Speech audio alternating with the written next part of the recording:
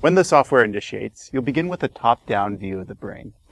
The default mode is to have the head function selected at the bottom of the screen. The other buttons at the bottom of the screen will move you away from the MRI images. Do not press any of these buttons. You'll see on the top right of the screen are different selections for moving to different views of MRI slices. We can select either the sagittal view, which gives us a view from the side of the head, or we can select the coronal view, which gives us a view from the front of the head to the back of the head.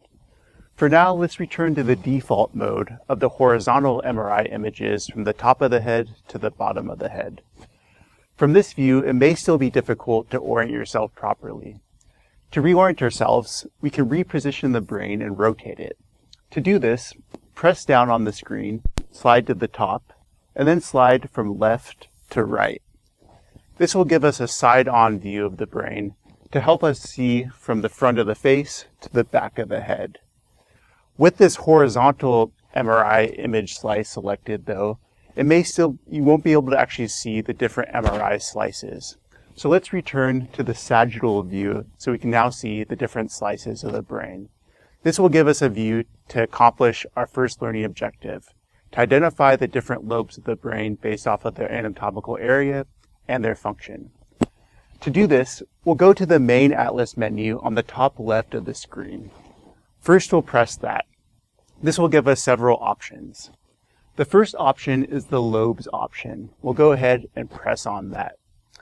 You'll see presented are the 4 lobes of the brain, including the frontal lobe, the occipital lobe, parietal lobe, and the temporal lobe. Because we're looking at the brain from the front to the back, we'll start with the frontal lobe by pressing on that button. The frontal lobe will become highlighted in red, and you'll see at the very bottom right of the screen is text identifying that brain area.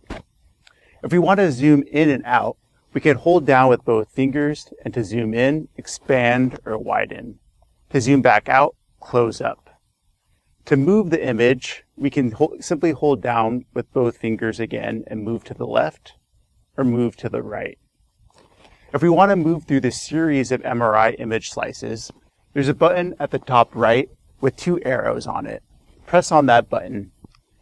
To move further away towards the right side of the brain, hold down with 1 finger and slide up. To move closer to the left side of the brain again, hold down with 1 finger and slide down. If we want to identify some of the functions and features of the area, press on the text identifying it on the bottom right. You'll see the frontal lobe consists of the prefrontal cortex and motor areas that are involved in speech and movement. With this view, we can also identify the remaining 3 lobes of the brain.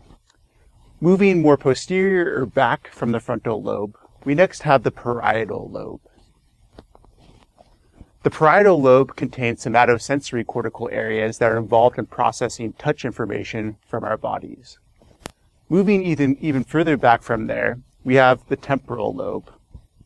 The temporal lobe contains the auditory cortex and auditory tracts, which are essential for processing auditory information from our ears for hearing.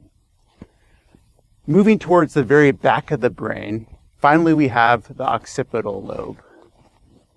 The occipital lobe contains visual cortical areas that are involved in processing information from our eyes. So you'll see that the cortical lobes contain cortex for higher processing of different functions.